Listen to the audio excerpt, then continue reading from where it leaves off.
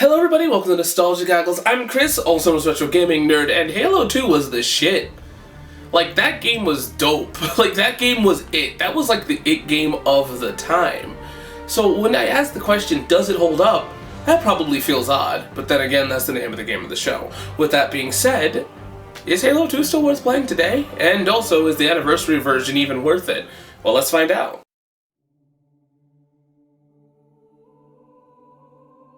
Hey everybody, so I got my gallbladder taken out, and normally I would just do the story segment, but I am dying. So with that being said, to get this episode out in a reasonable time, I'm having Olivia read the story for me. Please forgive me, I normally won't do this, but I wanted this to be out in reasonable time. The story of Halo 2 follows two stories together. The first is that of the Arbiter, a disgraced elite who was initially punished for allowing the Halo to be destroyed. The Prophets, however, seemingly give him a second chance by giving him the role of Arbiter, a role only given to elites in times of great turmoil. On the other hand, Master Chief and the UNSC are trying to stop the Covenant from invading Earth with the Prophet of Regret and destroy another Halo installation. After a religious crisis and a lot of fighting, Arbiter and Master Chief team up to stop the Prophet of Regret and control the Halo. So here's where I talk my mess. I feel like the story on the UNFC side really falls to the wayside, and it's not bad, it's just it took me until recently to figure out what's going on there. Arbiter's story, on the other hand, I really liked it. I liked it. The thing that really makes this one really cool is that the Anniversary Collection adds just a little bit more to it by having little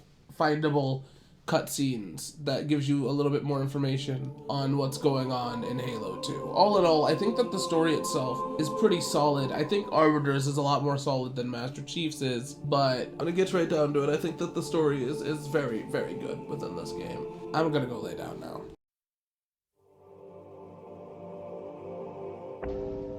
Halo 1 and 2 feel very different in their gameplay department, where Halo 1 feels a lot more explorative and a lot less linear. Halo 2 feels a lot more linear, but with that being said, that's not a bad thing, because when it comes to it being linear, it allows you to focus more on the gameplay itself or the action within it. Being allowed to have dual wielding and also being allowed to have two characters, it allows for the game to feel a lot more cohesive. Where Halo 1 has had segments and moments that for me I got bored of, Halo 2 never felt boring because it was fast-paced and action-heavy. Halo 2 also brings to the table multiple things outside of online, which I'm not going to talk about, but it brings to the table multiple things that I feel like I need to talk about, such as new weapons. And they got rid of one weapon or maybe more, but the one weapon that I know that they got rid of because I felt it the most was the assault rifle. But with the assault rifle not being there, I feel like the gun that arguably replaced it was the SMGs, which work out very well, and especially if you dual wield them, it allows you to have more ammo, but dual wielding feels kind of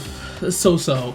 It comes with goods and bads. Dual wielding, you're not allowed to, use your bash attack, but you have more ammo and you argumentatively have more power. But that being said, the other gun that came into this game is the battle rifle, which is a burst shot gun that is really nice because it has mid-range to it. It could kind of be used as a sniper if you're good enough, or it could be used in short range too. It's a really nice gun, and it's one of my favorites in the Halo franchise. I absolutely love that it is here. There are other new weapons throughout this game that come from the Covenant side that I'm not going to keep up with. Same thing with new vehicles and yada yada. The stuff that you should expect from this game as it being the new one works out very well. The thing though that I want to talk about outside of the new weapons that come into it is when it comes to it being the new game, is that there's new ideas that come from it, such as you being able to play as Arbiter. Arbiter is an elite, which is very important because he plays like an elite. This game could have been super lazy and just said, hey, here you go. Instead, you do have him being able to go invisible. You do have him having more usage of Covenant style weapons, and it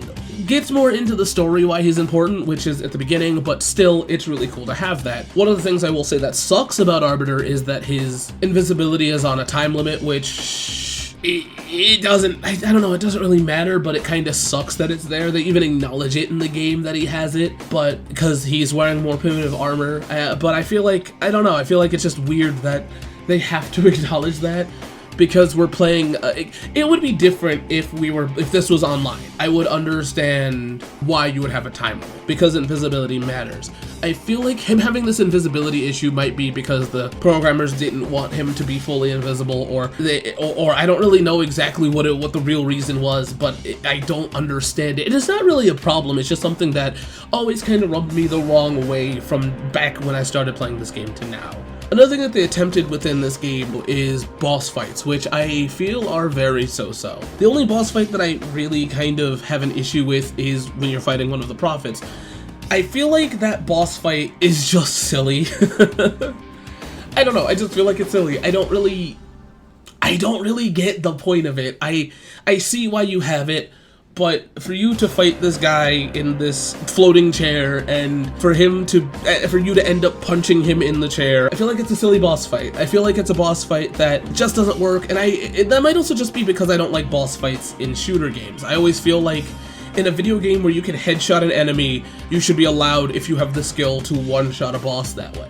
Bosses in these games just do not make sense to me. And they can make sense, like Borderlands to a degree makes sense, and so do other shooter games, you know? But this one's one of them where I just don't really get it.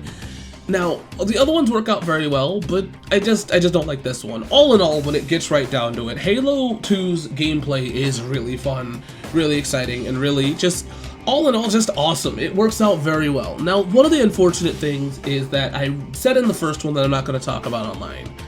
But there's a reason why I don't, and that's because I just was not playing online games at that time. I was very young when this one came out, and I did not own an Xbox at the time. I have had my experiences with Halo 2's online, especially more so now with the Master Chief Collection, but I don't know exactly if that will translate as the same. You know what I mean? I don't know if it works the same. The reason why I'm bringing up online, in truth, is because this is the one that really sold us on the idea of online gaming for at least Halo. This game was the shit back in the day when it came to the online, and it makes sense. It brought over all of the stuff I believe that you can do in Halo 1's multiplayer, but put it online, and that's great. And I think that that's awesome. There's also new gameplay modes as well, I believe, but I think that it was really great to have that. But not really important to these videos. We're asking if the offline game holds up, and I think that all in all, yeah, I think that it's really cool to have this game. I like the weapons, I like the variety, I like a lot of stuff that comes down to this game. I feel like this is definitely where first-person shooters needed to be good. Halo set a precedence, and I think that's probably why I can't think too much about this one, because this was the one that was very important. You know, it set the groundwork for other shooters. With that being said, let's move on to the presentation.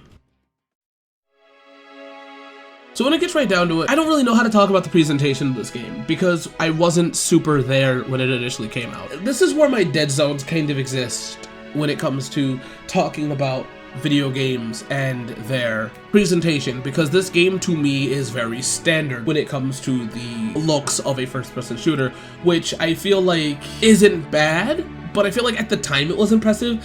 I don't exactly know. I don't keep up with old reviews. I'm just kind of going off of how I feel, and I feel like this game was very, very impressive. It looks argumentatively better than Halo 1. Halo 1's primitivity is what draws me to it, though. It reminds me a lot of older PC shooters, and it stood with the rest of them, and argumentatively, I guess that means that Halo 2 is obviously better. It is definitely better when it comes to the soundtrack, but when it comes to the visuals, I gotta say that, yeah, it looks better, but I feel like, I don't know, I feel like I've seen so many games that look like Halo 2 around this time, which was impressive, but we've had so many graphical jumps that it is so hard for me to talk about it. From Xbox, from Nintendo 64 to now, there was a jump between GameCube and whatever, and we stayed in that bubble for a while. They got better and better progressively, but it's hard. It's hard for me to know anything about Xbox, because Xbox was a good console, a powerful console, but a console that I feel like had a lot of, I don't know what to say. It felt standard, and I'm not saying that negatively, but it just, Halo 2 looks great. But I feel like I'm in a dead zone. With that being said, though, Halo 2's Anniversary Edition is just outstanding. It gave me hope at the time of what Halo 5 would look like, because Halo 2's Anniversary is just beautiful. I absolutely love it. It shows what an Xbox One Halo would look like. Too bad I don't remember 5 being this way. Hey everybody, Future Chris here. So I wanted to kind of put an addendum within this episode because I was kind of talking up my ass when it came to Halo 5. And I feel like I want to give Halo 5 a fair shake. So when it came to it, I definitely went back and played a little bit of Halo 5. And I feel like I don't honestly know if I gave it really a fair shake. You know, I don't know if I gave the game graphically and presentation-wise a fair shake. And I think mainly that's because I didn't like the art style direction that Halo 5 went in, and when it gets down to it graphically within the game itself, yes, it has some issues. I think within the gameplay of Halo 5, it looks better than Anniversary Edition, but I think Anniversary Edition kind of has to work around certain things, and it should be expected that Anniversary Edition looks a little less in the gameplay department because it is really a game that came out before. But when it gets right down to it, the cutscenes are done better in Halo Anniversary Edition. But once again, I feel like that's a whole art style direction and the direction that they went. I feel like the way that the cutscenes themselves are presented and shot in a very cinematic format works really well for me, where Halo 5 has these moments. One of my favorite ones is the one where Master Chief's on the planet with Cortana. You know, Cortana's kind of giving him he has a premonition or whatever. I really like that. That's shot very well. But I feel like, all in all, I did not give Halo 5 a fair shot. I do not like the art direction that it goes in, but if I have to be fair about it, the cutscenes are not my favorite. I think that they're weaker than Halo Anniversary's cutscenes, but I think the gameplay argumentatively is better looking than Halo 2 Anniversary Edition, but even then, that's a whole arguable debate. I don't know if I even feel that way 100%. I'm just trying to say that I want to give this one more of a fair shake than we have been giving it. So I think I'm going a little too hard on Halo 5, but also I don't honestly know. I haven't went back and played Halo 5 too deeply, and I only went 2 missions in for this video only because I want to just look at it. And there are issues that I have with it in Game 2, which is argumentatively why I would say Halo 2's Anniversary is better, because it runs better, but we'll get to it when we get to Halo 5, if I even want to continue talking about Halo up to that point. I might just stop at Reach, who knows.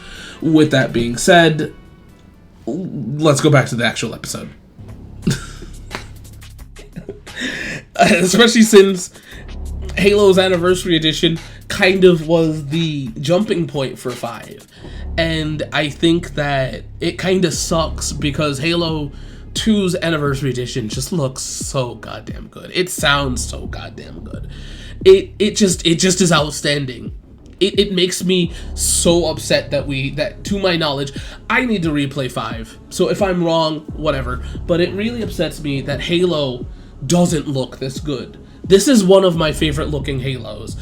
And presentation-wise, it's just outstanding. It's just outstanding. Just look at this. I love it. From the actual maps themselves, they just did an amazing job remastering it. Where Halo 1's remaster was really good, but it felt like I'm just looking at Reach. This felt like a whole damn new Halo to me. And that might just be nostalgia. That might be nostalgia because of 1, I like 2. I know that I said it looks standard, but that doesn't mean that it's bad. It just means that it looks good and that not groundbreaking, but this one damn does. And that, once again, might just be nostalgia because I like the way that this game 2 looks.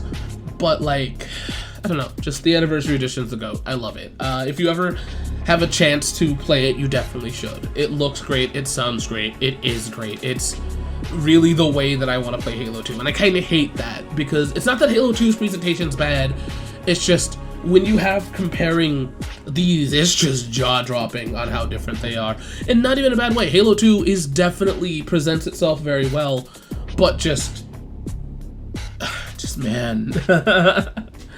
I really wish, I love the remaster, and I really wish we got, or remake, whatever you want to call it, and I absolutely wish Halo 3 got that, but it didn't. So, yeah, and not that Halo 3 needed it. Trust me, we'll talk about Halo 3. We will definitely talk about Halo 3. There'll be less time in between Halo 3's video because I have so much I want to say.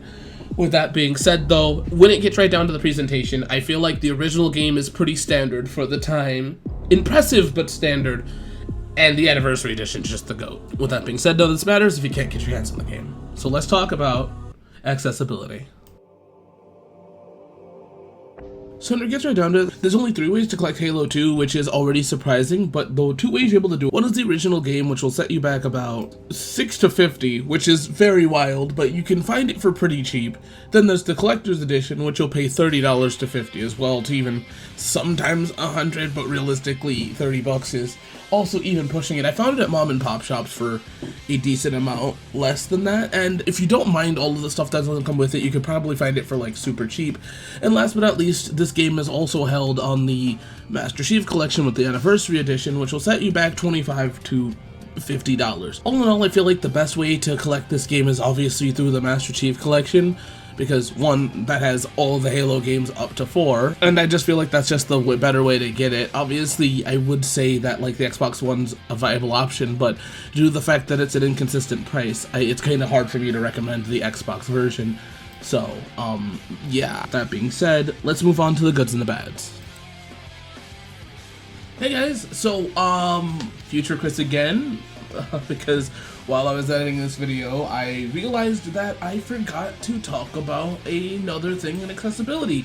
I forgot to talk about the PC version of Halo 2, which did come out. The PC version of Halo 2 is a viable option. I don't know why I forget these, probably because when it comes to PC games, it's just hard to run them normally. You either have to have an old PC or like there's some loop arounds with it, but that doesn't mean that it's a non-valid way to play the game. If you can get it to work, it, to my knowledge, still works. So with that being said, let me add that Halo 2's PC version price will set you back, which is for Windows by the way, will set you back about $24 to $79. Now, you can probably find this game for cheaper without the bells and whistles.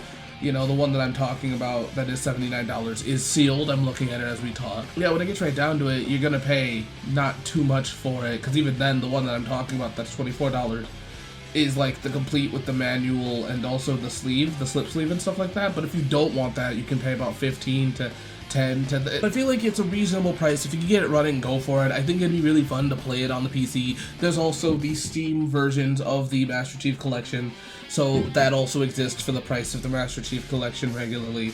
And last but not least, just to throw some stuff in there, I'm going to add one more thing that isn't really part of the collection, but I think I might as well talk about it. There is the Halo 2 map packs, which are what they sound like, map packs. It's looking like you'll pay about $8 to $10 for that one as well. This is just something I wanted to throw in there, because if I'm going to talk about all forms of Halo 2, might as well throw in the map packs. What they are is, they're map packs for Halo 2, so yeah, they're not as useful, and I believe that the maps are already in Anniversary Edition, so there is absolutely no need to buy this unless you want the other special features, because I know that there is special features, but there you go, I did it. This is hopefully the last addendum we have. So with that being said, for real this time, let's go to the goods and the bads.